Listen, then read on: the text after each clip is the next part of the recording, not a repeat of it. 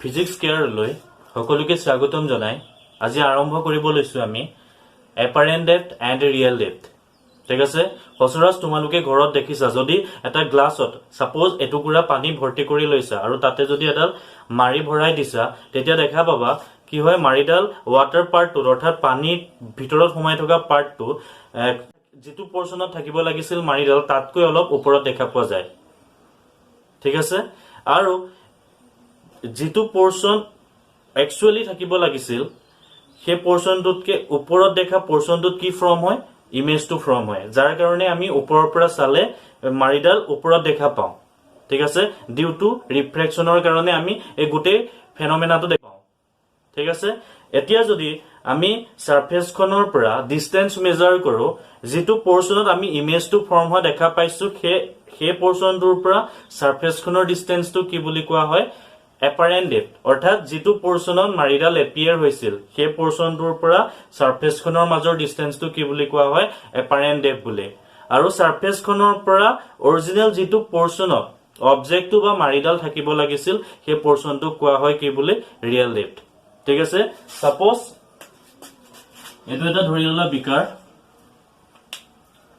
ঠিক আছে এটো এটা সাপোজ বিকাৰ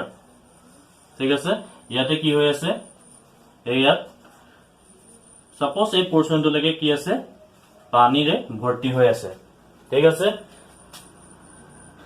এটা অবজেক্ট আছে সাপোজ এই পৰ্চনটোত এটা অবজেক্ট আছে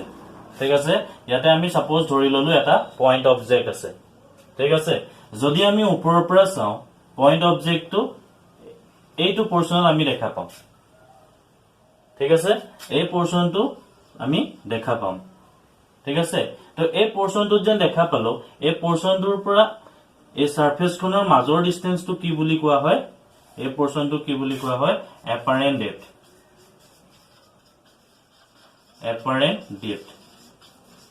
ঠিক আছে যত বস্তুটো একচুয়ালি এপিয়াৰ হৈছে গৈ ঠিক আছে এটো আছিল অৰিজিনাল অবজেক্টটো আমি দেখা পালো ইয়াত ইমেজটো আৰু এই ইমেজটো আৰু সাৰফেসখনৰ মাজৰ ডিসটেন্সটো কি বুলি কোৱা হয় এপাৰেন্ট ডেপ্থ বুলি ঠিক আছে যদি আমি অৰিজিনাল অবজেক্টটোৰ পৰা ডিসটেন্সটো মেজাৰ কৰো অৰিজিনাল অবজেক্টটোৰ পৰা সাৰফেসখনৰ মাজৰ ডিসটেন্সটো মেজাৰ কৰো আৰু এই পৰ্চনটো কি বুলি কোৱা হয় ৰিয়েল ডেপ্থ বুলি ৰিয়েল ডেপ্থ ঠিক আছে অৰ্থাৎ যদি আমি যিকোনো এটা গ্লাস পানীৰ গ্লাসৰ ভিতৰত যদি এটা অবজেক্ট ৰাখো অবজেক্টটোৰ যেটো পৰ্চনত একচুয়ালি থাকিব লাগিছিল তাতকৈ অলপ ওপৰত দেখা পোৱা যায় ডিউ টু ৰিফ্ৰেকচন ঠিক আছে আৰু অৰিজিনালি যেটো পৰ্চনত বস্তুটো আছিল সেই পৰ্চনটোৰ পৰা সাৰফেসখনৰ মাজৰ ডিসটেন্সটো কি বুলি কোৱা হয় ৰিয়েল ডেপ্থ অৰ্থাৎ এই পৰ্চনটো কি বুলি কোৱা হয় ৰিয়েল ডেপ্থ বুলি আৰু অবজেক্টটোৰ ইমেজটো কোড ফৰ্ম হৈছে ডিউ টু ৰিফ্ৰেকচন এটো পৰ্চনত আৰু সেই পৰ্চনটোৰ পৰা সাৰফেসখনৰ মাজৰ ডিসটেন্সটো কি বুলি কোৱা হয় এপাৰেন্ট ডেপ্থ বুলি অৰ্থাৎ যেটো পৰ্চনত অবজেক্টটো পইণ্ট অবজেক্টটো কি হৈছে এপিয়াৰ হৈছে সেই পৰ্চনটোৰ পৰা সাৰফেসখনৰ মাজৰ ডিসটেন্সটো কি বুলি কোৱা হয় এপাৰেন্ট ডেপ্থ বুলি এতিয়া আমি চাও ইয়াত এই পৰ্চনটো অৰ্থাৎ এটো আছিল অবজেক্ট আৰু এই অবজেক্টটোৰ কাৰণে ইমেজ ফৰ্ম হল কোড ইয়াত সাপোজ এটো মই ধৰি ললো ও পইণ্টত কি আছিল অবজেক্টটো আছিল আৰু ইমেজটো কোড ফৰ্ম হল সাপোজ মই ধৰি ললো আই পইণ্টত ঠিক আছে নেক্সট আমি চাও এই অবজেক্টটোৰ কাৰণে ইয়াত ইমেজটো কেনেদৰে ফৰ্ম হয় ঠিক আছে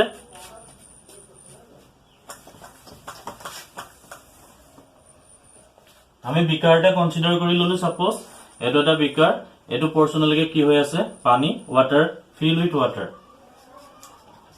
ফিল্ড উইথ ওয়াটাৰ ইয়াৰ পৰা ইয়াৰ পৰ্চনলৈকে কি হৈ আছে ওয়াটাৰ ফিল হৈ আছে সাপোজ আমি এটা অবজেক্ট ধৰিলো এই পৰ্চনটোতে অবজেক্ট যিকোনো এটা অবজেক্ট ইয়াতে আছে বুলি ঠিক আছে এতিয়া কি হ'ব পাৰে এই অবজেক্টটোৰ পৰা কিছুমানে সিধা যাব পাৰে অৰ্থাৎ নৰমালি যাব পাৰে কিছুমান এটো সাইডেও যাব পাৰে এটো সাইডেও যাব পাৰে ঠিক আছে প্ৰথম আমি কনসিডাৰ কৰিলো সাপোজ নৰমালি জিবুৰে যাব ইয়াৰ পৰা জিবুৰে নৰমালি ওলাই যাব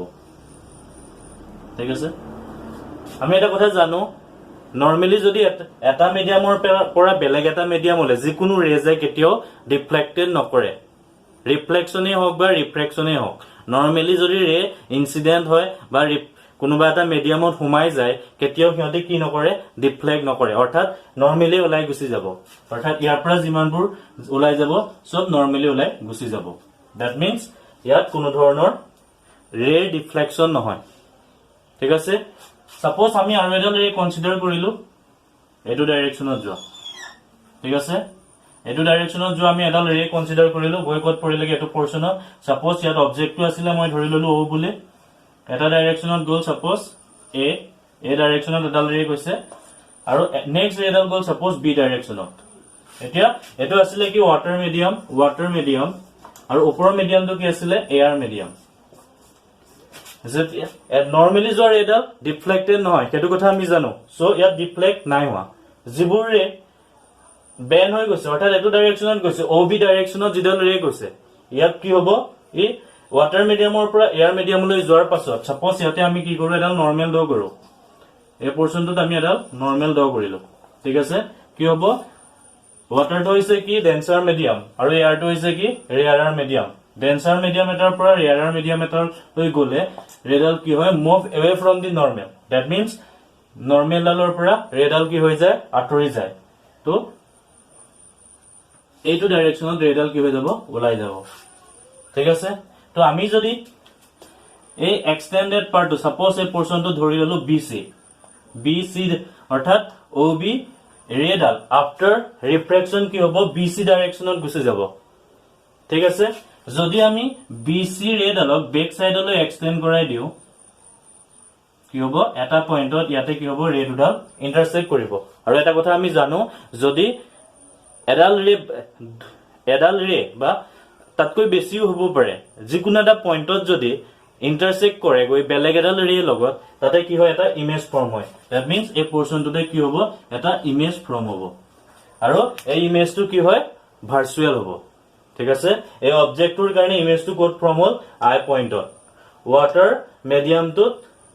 অবজেক্টটো আছিল ইয়াৰ এটো পোৰশনত আৰু ইয়াৰ কাৰণে ইমেজটো কোড ফৰ্ম হ'লগৈ আই পোৰশনত ইমেজটো ফৰ্ম হ'লগৈ ঠিক আছে আমি এটা কথা পাইছিলো এ পৰা এ ও ইয়াত ও পোৰশনত কি আছিল অবজেক্টটো আছিল এ হৈছে সাৰফেসখনৰ এটো পইণ্ট অৰ্থাৎ এই সাৰফেসখনত আমি এটা পইণ্ট লৈছিলো এই পইণ্টক আমি কি ধৰি লৈছো এ পইণ্ট বুলি আৰু এ ও টোৱে হ'ব কি real depth that means actually অবজেক্টটো কোড আছিল এই ও পইণ্টতে আছিল কিন্তু আমি অবজেক্টটো যদি আমি ওপৰৰ পৰা চাওঁ ঠিক আছে ইয়াৰ পৰা যদি আমি চাওঁ অবজেক্টটো আমি এটো পোৰশনত নেদেখো তাতকৈ অলপ ওপৰত দেখিম এই আই পইণ্টত দেখিম ঠিক আছে গতিকে এৰ পৰা ও ডিসটেন্সটোক আমি কি পাইছিলো ৰিয়েল ডেপথ অৰ্থাৎ অবজেক্টটো ইয়াত থকাটো সঁচা ঠিক আছে কিন্তু আমি বস্তুটো যেতিয়া আমি ওপৰৰ পৰা চাম কি দেখিম আই পইণ্টত দেখিম আৰু সেই কাৰণে এ আৰু আই ডিসটেন্সটো কোৱা হয় এপাৰেন্ট ডেপথ ঠিক আছে এওক আমি কি বুলি কলো ৰিয়েল ডেপথ আৰু এ আই হৈছে কি এপাৰেন্ট ডেপথ অৰ্থাৎ যিটো পোৰশনত অবজেক্টটো এপিয়াৰ হৈছে গৈ সেই পোৰশনটোৰ পৰা সাৰফেসখনৰ ডিসটেন্সটো কি বুলি কোৱা হয় এপাৰেন্ট ডেপথ বুলি ঠিক আছে তো এতিয়া আমি চাও ৰিয়েল ডেপথ এপাৰেন্ট ডেপথ আৰু যদি আমি ধৰি লও সাপোজ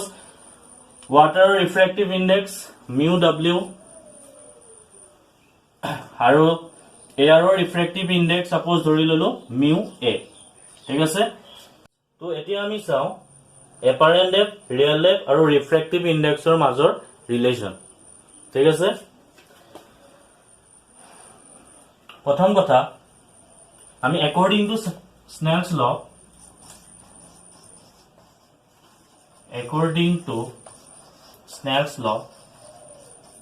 Snell's law পৰা আমি কি পাম প্ৰথম ৰেডাল কোৰ পৰা কৈছে denser to rarer medium that means আমি ধৰি ললো suppose a angle to I incident angle এটো ইনসিডেন্ট এংগল হলে এইটো এংগল কি হ'ব ৰিফ্লেক্টেড এংগল ঠিক আছে আৰু আমি এটা কথা দেখিছো এডাল ৰে অৰ্থাৎ এ ও ৰেডাল এ নৰ্মেল ডালৰ লগত কি হৈছে প্যাৰেল যদি এই এংগলটো কি হয় r হয় গতিকে এই এংগলটো কিমান হ'ব r দ্যাট মিন্স ইহতি অপোজিট এংগল ঠিক আছে ইয়াত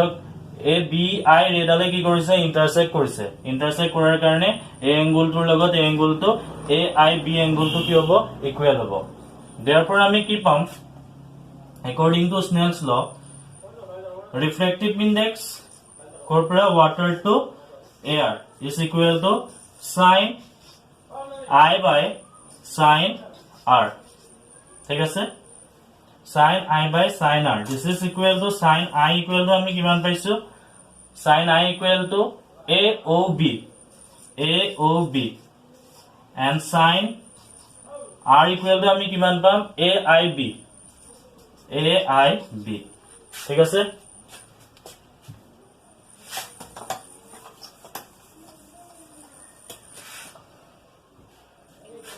তো এতিয়া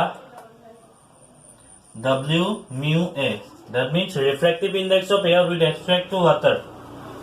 W mu A equal to আমি লিখিব পাৰো sin AOB sin AOB equal to আমি কি লিখিব পাৰো AB by AB হৈছে কি perpendicular AB by AOB কি হ'ব OB sin AIB equal to কি হ'ব AB by IB ঠিক আছে next ইয়াৰ পৰা আমি কি পাম this is equal to AB by OB into IB by AB got থাকি লাগে কি ইয়াৰ পৰা W mu A equal to IB by OB that means IB by OB ঠিক আছে এতিয়া যদি আমি ইয়াৰ ফিগাৰটো চাও A point to B পইণ্টৰ লগত ক্লোজ অৰ্থাৎ B point to A ৰ লগত ক্লোজলি আছে আৰু আমি ইয়াৰ পৰা যদি চাও IB আৰু IA যদি আমি ফিগাৰটো চাই দেখা পাইছো ইয়াৰ আৰু ইয়াৰ মাজৰ ডিসটেন্সটো ইমান বেছি এটা ডিফাৰেন্স নাই সো আমি তাৰ পৰা লিখিব পাৰো therefore AI approximately equal to IB similarly আমি কি লিখিব পাৰো OA approximately equal to OB ঠিক আছে তারপর আমি কি পামগৈ W mu A equal to IB equal to আমি কি লিখিছো AI OB equal to আমি কি লিখিছো OA ঠিক আছে refractive index of air with respect to water আমি কি পালো AI by OA আমি এটা এনেকৈ লিখিব পাৰো 1 by A mu W equal to AI by OA ঠিক আছে next আমি কি লিখিব পাৰিম OA by AI equal to A mu W also এটোক আমি another লিখিব পাৰো A mu W equal to OA by AI ঠিক আছে আমি OA equal to কি পাইছিলো real depth OA equal to কি পাইছিলো real depth ঠিক আছে similarly AI equal to কি পাইছিলো apparent depth ঠিক আছে তো এটো কি হৈছে refractive index of water with respect to air তো আমি এটো refractive index বুলি লিখিব পাৰো তো refractive index equal to আমি কি পালোগে real depth divided by apparent depth ঠিক আছে এটো হৈছে রিলেশন অর্থাৎ যদি আমি real apparent depth and refractive index or মাজৰ কিবা ৰিলেশন যদি ওলাব দিয়ে তেতিয়া আমি পাম refractive index equal to real depth by apparent depth ঠিক আছে তো আজিৰ ডিসকাশন ইমানখিনি আছিল নেক্সট আমি নতুন এটা টপিক লৈ আকৌ ডিসকাস কৰিম থ্যাংক ইউ